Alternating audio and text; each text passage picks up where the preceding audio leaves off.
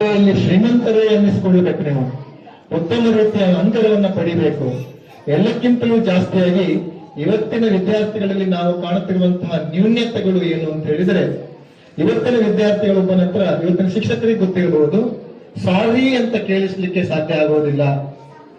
ಅದನ್ನು ನಾವು ಕಲ್ತ್ಕೊಂಡಿರುವುದಿಲ್ಲ. ತಂದೆ ತಾಯಿ ಕೂಡ ಮಕ್ಕಳಿಗೆ ಅದನ್ನ ಫಸ್ಟ್ ಕಲಿಸ್ಕೊಡ್ಬೇಕು. ತಪ್ಪಾದಾಗ ತಪ್ಪಾಯ್ತು ಸಾರಿ ಎನ್ನುವ ಮಾತನ್ನ ನಮ್ಮ ವಿದ್ಯಾರ್ಥಿಯನ್ನ ಅವರು ಬಳಸೋದಿಲ್ಲ. ಹಾಗಾಗಿ ಮೊದಲಾಗಿ ಅವರು ಜೀವನದಲ್ಲಿ ಯಾವ ರೀತಿ ನಿಮ್ಮನ್ನ ನೀವು ತೊಡಗಿಸಿಕೊಳ್ತೀರಿ ಅನ್ನುವಂಥದ್ದು ಬಹಳ ಮುಖ್ಯ. ನಾನು ಯಾವತ್ತೂ ವಿದ್ಯಾರ್ಥಿಗಳಿಗೆ, ನನ್ನ ವಿದ್ಯಾರ್ಥಿಗಳ ಶಿಕ್ಷಕನಾಗಿ ಹೇಳ್ತೇನೆ, ನಿಮ್ಮ ಅಂಕಗಳು ಎಲ್ಲಿಯೂ ಕೂಡ ಲೆಕ್ಕಕ್ಕೆ ಬರುವುದಿಲ್ಲ. ನಾವು ನಮ್ಮಲ್ಲಿ ಕೂಡ ಕಾಲೇಜುಗಳಲ್ಲಿ ಅಂಕಗಳನ್ನ ನೋಡಿ ಎಲ್ಲಿಯೂ ಕೂಡ ಕೆಲಸ ಕೊಡುವುದಿಲ್ಲ. 100ಕ್ಕೆ 100 ಜನರಿಗೆ ಕೆಲಸ ಆಗುತ್ತೆ.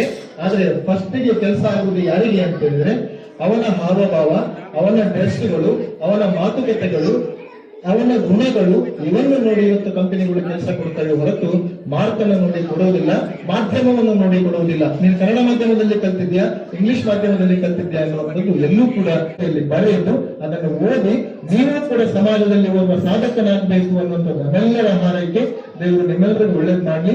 ಅದೇ ರೀತಿ ನಮ್ಮ ಶಾಲೆಯ ಮುಖ್ಯೋಪಾಧ್ಯಾಯರ ಬಗ್ಗೆ ಹೇಳಬೇಕಿದ್ರೆ, ಶಾಲಾ ವಿದ್ಯಾರ್ಥಿಗಳಷ್ಟೇ ಶಾಲಾ ಪೋಷಕರುಗಳನ್ನ ಕಲಿಸಿದ್ದೀರಿ. This is your capacity. ಯಾಕೆಂತ ಕೇಳಿದ್ರೆ, ಆ ಪುಸ್ತಕದಿಂದ ನಮಗೆ ಕೇವಲ ಜ್ಞಾನ ಮಾತ್ರ ಅಲ್ಲ, ನಮ್ಮ ಜೀವನವನ್ನ ನಿರೂಪಿಸುವುದಕ್ಕೆ, ನಮ್ಮ ವ್ಯಕ್ತಿತ್ವವನ್ನ ರೂಪಿಸಿದ್ರೆ, ಈ ಸಂದರ್ಭ ಅಥವಾ ಈ ಕಾಲದಲ್ಲಿ ಸರ್ಕಾರ ಹಾಗೂ ಶಾಲೆ ಈ ಒಂದು ಶಿಕ್ಷಣವನ್ನ ಅಂದ್ರೆ ಅತ್ಯಂತ ಸುಲಲಿತಗೊಳಿಸುವುದಕ್ಕೆ ಈ ರೀತಿ ಪುಸ್ತಕ ವಿತರಣೆಯ ಮೂಲಕ, ಉಚಿತವಾಗಿ ನೀಡುವುದರ ಮೂಲಕ ಶಿಕ್ಷಣವನ್ನ ಪಡೆಯುವುದಕ್ಕೆ ಈ ಗ್ರಾಮೀಣ ಪ್ರದೇಶದ ಮಕ್ಕಳಿಗೆ ಬಹಳ ಸುಲಭವಾಗಿ, ಸುಲಲಿತವಾಗಿ ದೊರಕುವ ಹಾಗೆ ಈಗ ಇಂತಹ ಕಾರ್ಯಕ್ರಮಗಳನ್ನ ಮಾಡುತ್ತಾ ಇರುವುದು ಅತ್ಯಂತ ಶ್ಲಾಘನೀಯ. ಕಾಂಗ್ರ್ಯಾಚುಲೇಟ್ ಮಾಡಿದ್ರೆ. ಅದೇ ರೀತಿ ಇಂಟರ್ವ್ಯೂ ಕ್ಲಬ್ ಅಂದರೆ ಏನು ಗೊತ್ತಾ ಮಕ್ಕಳಿಗೆ? ಸೇವಾ ಸಂಸ್ಥೆ. ಇಲ್ಲಿ ನಾವು ಬೇರೆ ಬೇರೆ ರೀತಿಯ ಸೇವೆಗಳನ್ನು ನಡೆಸ್ತಾ ಇದ್ದೇವೆ ಎಷ್ಟೋ ವರ್ಷಗಳಿಂದ. ಬರೀ ಮೂಡುಬಿದಿರೆ ಅಲ್ಲ, ಪ್ರತಿ ಊರಲ್ಲಿ ನಮ್ಮ ಇನ್ನರ್ವ್ಯೂ ಕ್ಲಬ್ ಬಹಳ ರೀತಿಯ ಸೇವೆ ಮಾಡ್ತಾ ಬರ್ತಾ ಇದ್ದೇವೆ. ಸೇವೆಗಳಲ್ಲಿ ಪರಿಸರ, ಆರೋಗ್ಯ, ವಯಸ್ಕರ ಅವರ ಆರೋಗ್ಯ, ಇಂಥದ್ದು ಬೇರೆ ಎಲ್ಲ ಥರದ ಮಕ್ಕಳಿಗೆ ವಿದ್ಯಾಭ್ಯಾಸ ಆಗಲಿ, ಹೆಣ್ಣು ಮಕ್ಕಳಿಗೆ ಹೆಲ್ತ್ ಅವರ ಆರೋಗ್ಯ ಆಗಲಿ, ಈ ಥರದ ಎಲ್ಲ ಬೇರೆ ಬೇರೆ ಥರದ ಸೇವೆಯನ್ನು ಮಾಡ್ತಾ ಬರ್ತಾ ಇದ್ದೇವೆ. ನಿನ್ನೆ ಅಷ್ಟೇ ನಾವು ಪರಿಸರ ದಿನವನ್ನು ಆಚರಿಸಿದ್ದೇವೆ, ಜೂನ್ 5ರಂದು. ಈ ವಾರ ಪರಿಸರದ ದಿನಾಚರಣೆಯ ವಾರ ಅಂತ ಹೇಳ್ಕೋಬಹುದು. ಏನು ಪರಿಸರ ಸ್ನೇಹಿ ಬ್ಯಾಗ್ ಅಂದ್ರೆ, ನಾವು ಪ್ಲಾಸ್ಟಿಕ್ ಬ್ಯಾಗ್ ಅನ್ನ ಉಪಯೋಗಿಸಬಾರದು. ನಾವು ಮಾರ್ಕೆಟ್ಗೆ ಹೋದಾಗ, ಏನೋ ಖರೀದಿಸಲಿಕ್ಕೆ ಹೋದಾಗ ನಮ್ಮದೇ ಆದ ಬ್ಯಾಗ್ ಅನ್ನ ತಗೊಂಡು ಹೋಗುವ ಅಭ್ಯಾಸ ಮಾಡಿಕೊಳ್ಳಬೇಕು. ನಿಮಗೆಲ್ಲರಿಗೂ ಗೊತ್ತು, ನಾವು ಏನಾದರೂ ಒಂದು ಮಾರ್ಕೆಟ್ಗೆ ತರಕಾರಿ ತರಲಿಕ್ಕೆ ಹೋದ್ರೆ, ಒಂದು ವಾರದ ಮಟ್ಟಿಗೆ ಏನಾದರೂ ತರಲಿಕ್ಕೆ ಹೋದ್ರೆ, ತರಕಾರಿ ಆಗಲಿ ಕಿರಾಣಿ ಆಗಲಿ, ಒಂದಷ್ಟು ಪ್ಲಾಸ್ಟಿಕ್ ಚೀಲಗಳು ನಾವು ಹಿಡ್ಕೊಂಡು ಬರ್ತೀವಿ.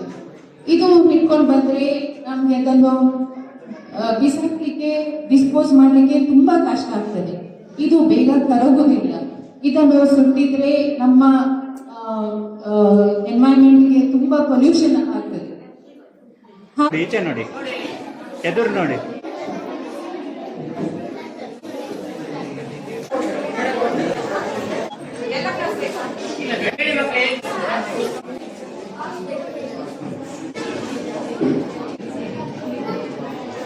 ಇವತ್ತಿನ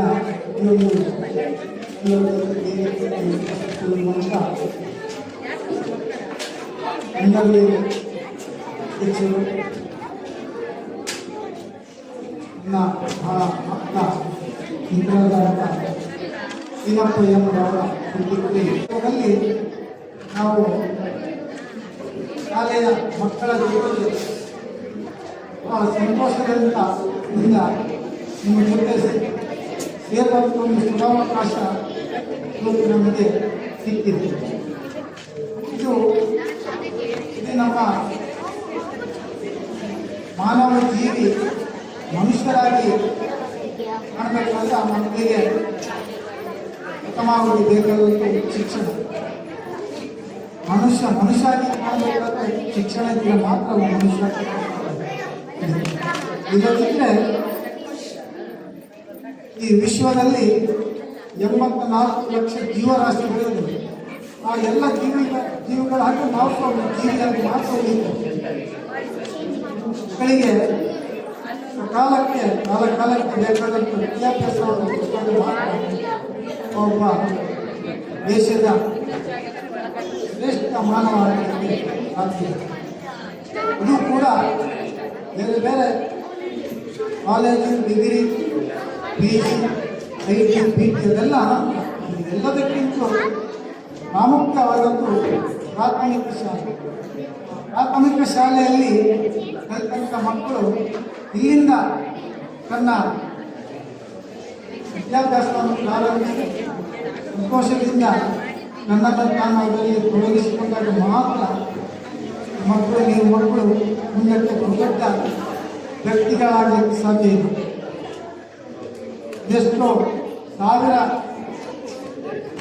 ಎತ್ತರದಲ್ಲಿದ್ದಂಥ ಒಂದು ಪ್ರದೇಶಕ್ಕೆ ಹೋಗಬೇಕಾದ್ರೂ ಪ್ರಾರಂಭದಲ್ಲಿ 1ನೇ ಮೆಟ್ಟನ್ನು ಹತ್ತಿರ ಮಾತ್ರ 2ನೇ ಮೆಟ್ಟಿಗೆ ಕಾಲಿಡಿ ಅನಂತರ 3ನೇ ನಮ್ಮ ಪ್ರಾಥಮಿಕ ಶಾಲೆಯ ಅಧ್ಯಾಪಕರಿಗೆ ಮಾತ್ರ ಬಹಳಷ್ಟು ವಿದ್ಯಾಭ್ಯಾಸ ಕಲಿಸಿ ಕಷ್ಟದ ಕೆಲಸವನ್ನು ಹೇಳಿದ್ರು ತಪ್ಪಾಗಿರ್ತದೆ. ಯಾಕಂತೇಳಿದ್ರೆ ನಾವು ಸುಮಾರು 1 ಗಂಟೆ ಆಯ್ತು ಇಲ್ಲಿ.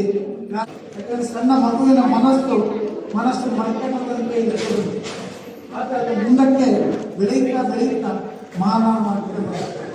ಹಾಗಾಗಿ ಇಂಥ ಒಂದು ಪ್ರಾಥಮಿಕ ಶಾಲೆಯಲ್ಲಿ ನಾವು ನನ್ನ ಧರ್ಮದ ಪತ್ನಿಯ ಮರಣಾರ್ಥ ಸುಮಾರು 14 ವರ್ಷಗಳಿಂದ ಬೇರೆ ಬೇರೆ ಶಾಲೆಗಳಿಗೆ ಪುಸ್ತಕಗಳನ್ನು ಕೊಡುವಂಥ ಕೆಲಸದಲ್ಲಿ, ಹಾಗೆ ಇನ್ನಿತರ ಬೇರೆ ಸಾಮಾಜಿಕ ಚಟುವಟಿಕೆಗಳನ್ನು ಕೂಡ ನಮ್ಮ ಈ ಕಾರ್ಯಕ್ರಮದ ವತಿಯಿಂದ ಸಮಾಜದ ಹಿತವನ್ನು ಬಯಸುವಂಥ ಕಾರ್ಯಗಳನ್ನು ನಾವು ಮಾಡಿದ್ದೇವೆ. ಉತ್ತಮ ಈ ವರ್ಷದ ಈ ಶಾಲೆ ಪ್ರಾರಂಭೋತ್ಸವದ ಈ ಸಂದರ್ಭದಲ್ಲಿ ನಮಗೆ ಪ್ರಥಮವಾಗಿ ಯಾವಾಗಲೂ ಪ್ರಾಂತ ಶಾಲೆ ನೆನಪಾಗುತ್ತೆ. ಯಾಕಂದರೆ ಇಲ್ಲಿಯ